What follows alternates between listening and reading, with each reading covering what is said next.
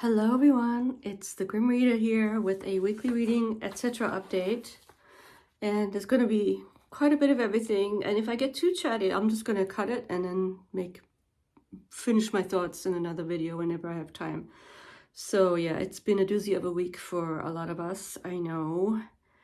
And yeah, last week was the election. It seems like a long time ago. It really does.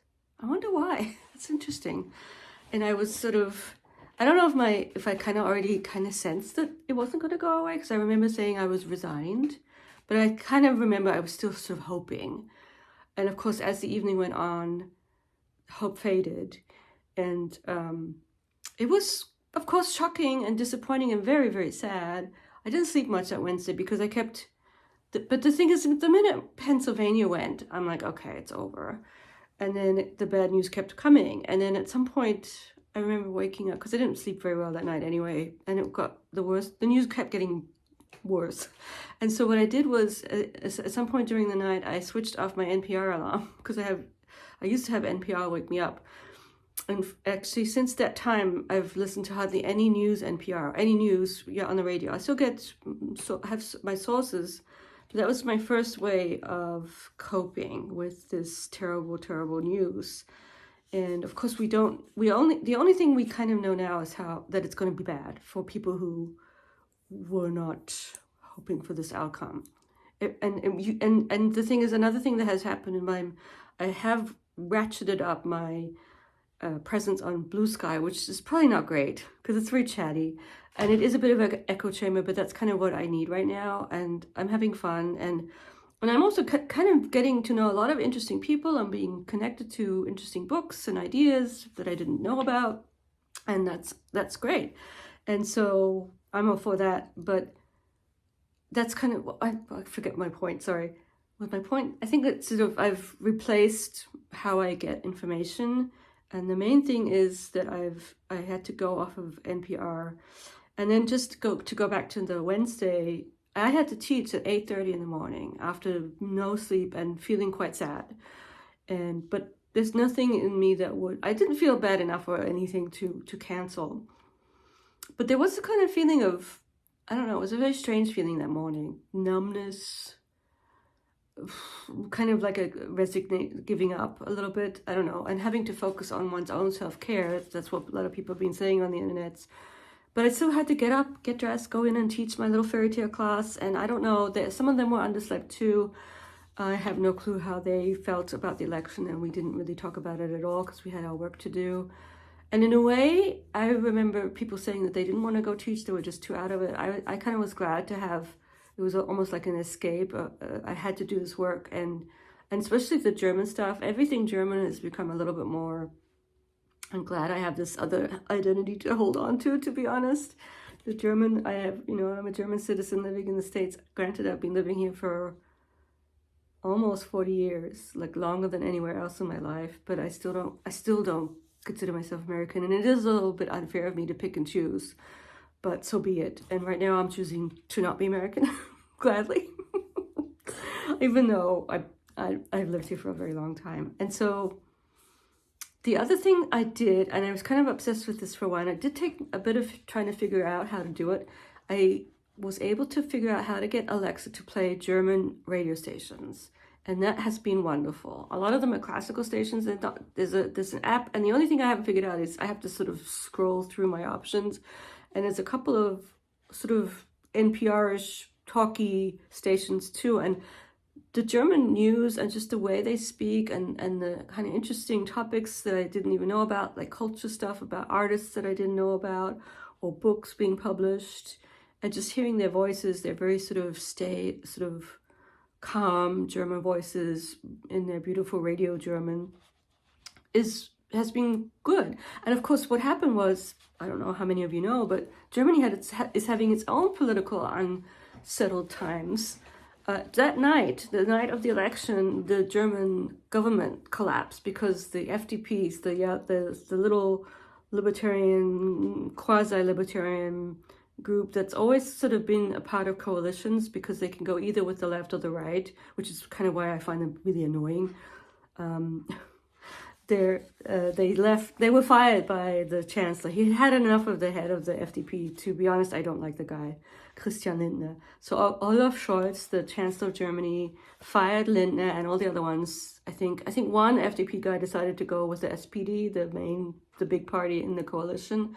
But now they've had this big back and forth about when to do the new elections, and they're going to have what they call a not real vote of confidence, where it will fail, but it's meant to fail so that they can then call the new elections. And today we found out that they're going to have new elections in February 23, as opposed to, I think it was going to be that year anyway, but later on. So that was sort of interesting, and so it was sort of timely for me to switch over to German media. And I'm enjoying just kind of not being confronted with the awfulness that it is about to fall down upon us, and it is already falling down upon us. I mean, through Blue Sky, I've heard about some of the appointments to posts. It's just, and the thing is, it is scary right now, because it's going to be bad. It's going to be bad. It's going to be just horrendous. And one thing I keep I'm listening to German stuff, and one thing, because they just were commemorating the reunification. And see, they've had big issues with the people in the East, so who grew up in communist Germany, being disaffected with capitalism and not coming into the fold enough, and either going to the left still, or a lot of them have become right-wingers, AfD people. And this one person, just something she said was, we have to address the fact that there's a lot of people in the world right now who don't want a democracy. They just don't. And a lot of it has to do with...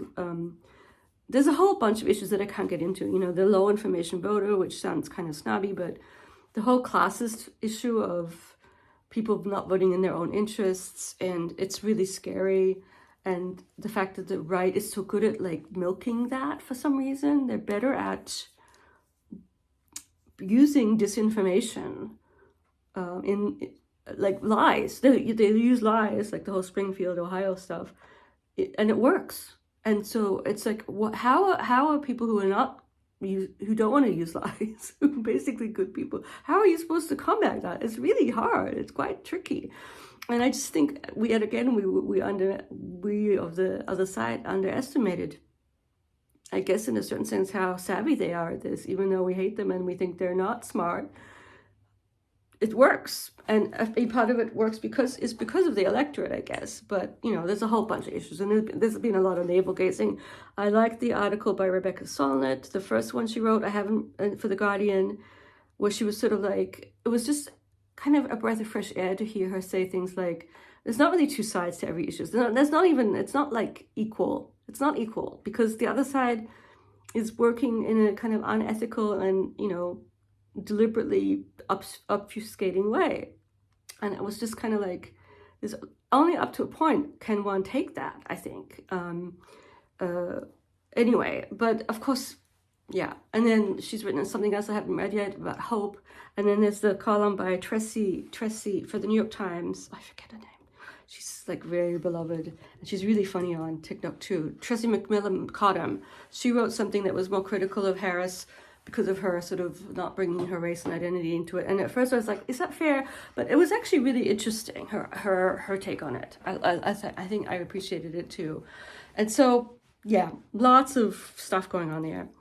The classist conundrum, low information voters, Germany, problems with democratic institutions and how to move forward.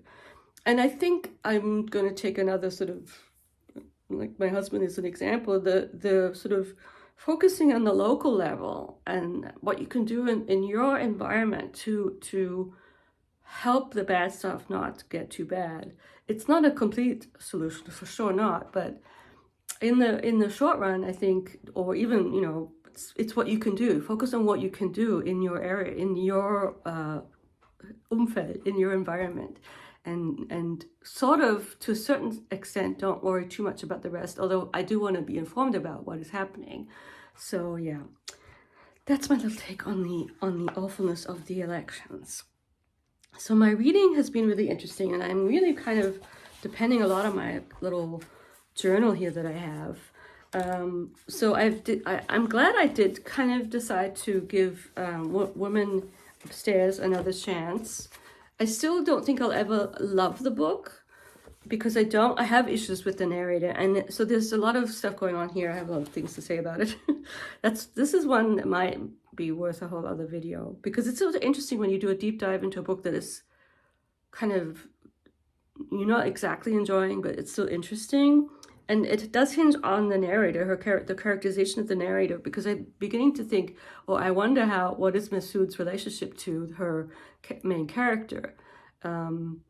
Is she depicting someone who's basically has all these negative traits, to be honest, I think, including a lack of, like the main thing is a lack of self-awareness. And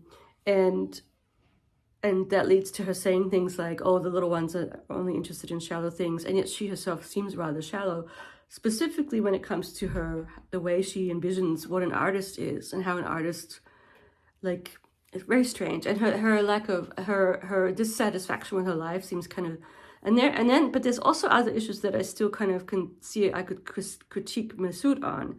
So just one example that comes to mind is, so there's a period in the narrator's life where she was with a man who really loved her, and they were in New York City, and she decided, I'm not exactly sure how she falls into these jobs, and she fell into being a management consultant, and they had a lot of money. This was a while when they were in New York. They lived it together. They just sort of had both decided to become grown-ups. And, into her lap falls this job that apparently allows her to live a sort of upscale life for a while. And she kind of doesn't like it. So she quits that, I guess, and she ditches the boyfriend who loved her, and you can sort of tell she's bored with him. And she basically says, oh, he was too nice, he was too patient, he was too sweet. People like that, I guess I have known, to me they're a little bit like drama people, like they need drama, they can't settle down for some reason. I'm sorry, I'm looking at the book instead of looking at you all.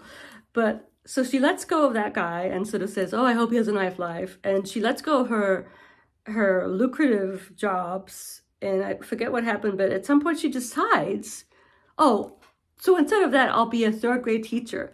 And I'm sorry, but that to me just is like, it's only so that the kid of the parents that she falls in love with can be introduced. That's why she has to be a third grade teacher. And that the plot scheming is too obvious there, and it's not convincing, because why would someone who's so smart and so capable, okay, granted she wants to be an artist, settle. And the thing is, she's so unhappy because she's settled for being a third grade teacher in Cambridge. Like, if you're that unhappy, and she's so down on her job, I mean, she's interesting, she seems to be pretty good at it, like, but she thinks it's beneath her. She obviously thinks being a third grade teacher is beneath her. So I'm like, well, why didn't she not go to grad school and get a PhD and be a college professor at least? Or, why did she do this to herself? Why a third grade teacher if she doesn't really like that? And plus the whole issue that she's 37 and she acts like she's an elderly spinster, of at least my age, if not, like I'm over 60. And that could actually be a reason why I don't like it, is like, for her to be going on and on and on about how she's mousy, she's dowdy, her life is boring and blah, blah, blah, and she's 37. Even Roxane Gay in her Goodreads review said, come on. And that could be an age thing. That could be the author's age. It could be that it was 10 years ago. So that kind of bugged me too. And I have other things I'll say about it, but I think I'm going to leave it there because I'm not done with it. I'm on page 186, so almost 200. I'll get done with it pretty soon. So despite all of these sort of hesitations I have about it, it's still readable. There is a compulsivity to the text. So and it's not terribly written. She's extremely annoying, and there is some sort of shallow stuff of what I already said about she's contrived her to be in this position so she can be this character of the little boy. There's stuff like that I think will make this book never a 5 for me, but on the other hand, you kind of want to find out what's happened. And it does hinge on this betrayal stuff that I'll talk about next week when I'm done with the book. What does it say? It's getting better because I'm taking my time with it. So sometimes I keep going back, even as I'm reading it. Sometimes I think, wow, actually she's quite smart what she's done here. And I'm like, but maybe not. So that's all I have to say about that. And then the other big read that I'm on now, big in the sense of it's interesting, is that I'm listening to Sally Rooney's Intermezzo. Really interesting. A little bit too lots of intimate moments with each other, which is fine, but it's just, I'm not that into that. But in general, I really do think she's done a great job with the characterization of these brothers and their lives, and in Dublin or in Ireland.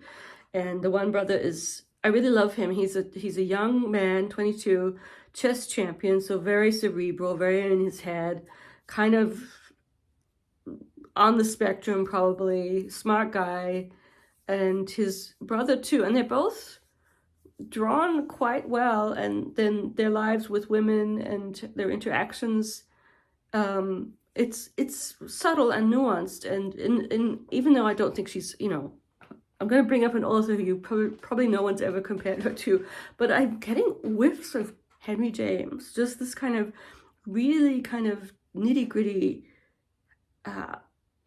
depictions of how people feel about one another in terms of, and it just shows that my strange reading taste, I guess. But I'm not saying that it's exactly like that, but the fact that she's going on and on about, there's not much more in the novel about other than these relationships that they're having and the thoughts that they have about their lives and how the people are influencing them in their lives. So sort of, there's quite a little bit of interiority that's in this Intermezzo, and I really don't know how it compares to her other books. And so that's going quite well. It's a good listen. And let me now look at my notes for what else is going on here at the end.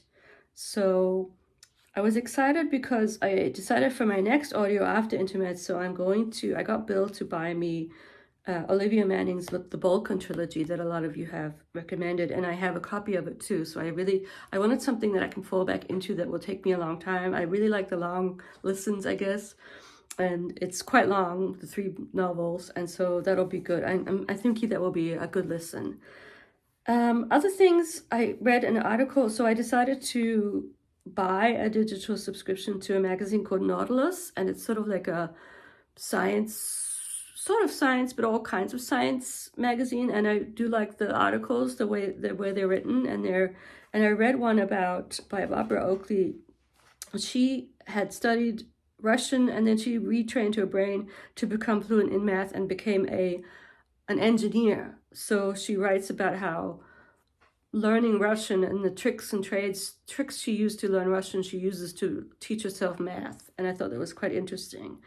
And let me know if you know about Nautilus as a publication online. I mean, it's also, I think, in print, but everyone does online stuff these days. And a couple of sort of rabbit hole-y things, just because of mainly Blue Sky is to blame for those. I found out about this term called bibliochasm. I think it's bibliochasm. So the deliberate destruction of books for whatever purposes, so including book burning. But this strange person called Otto Ege, E-G-E, who I guess has an Ohio connection, and his claim to fame or infamy is that he was a book collector, and he had a bunch of medieval books that he deliberately destroyed or cut up and put in folios so that they could be made accessible to more people. That's what he wanted to do. He didn't want to be kind of strange. He wanted to, it was an accessibility issue, but he destroyed these manuscripts to do this. And I was reading about him, and there's actually a preservation lab for books at University of Cincinnati, which is also all of that stuff, book stuff I found fascinating. So Otto Ege, let me know if you've ever heard of him. And all kinds of other book tips and stuff. I've read some more Substacks by my favorite Substack person, Austin Kleon.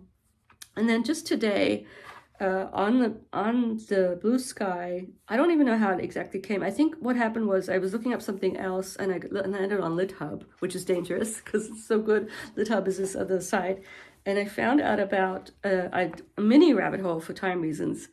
So someone called Mel Lyman, Lyman, and he was apparently a kind of like a cult leader in Boston in I guess in the 20th century. I don't know his dates. And I found out about him through Nick Hornby had written an article on LitHub and mentioned him.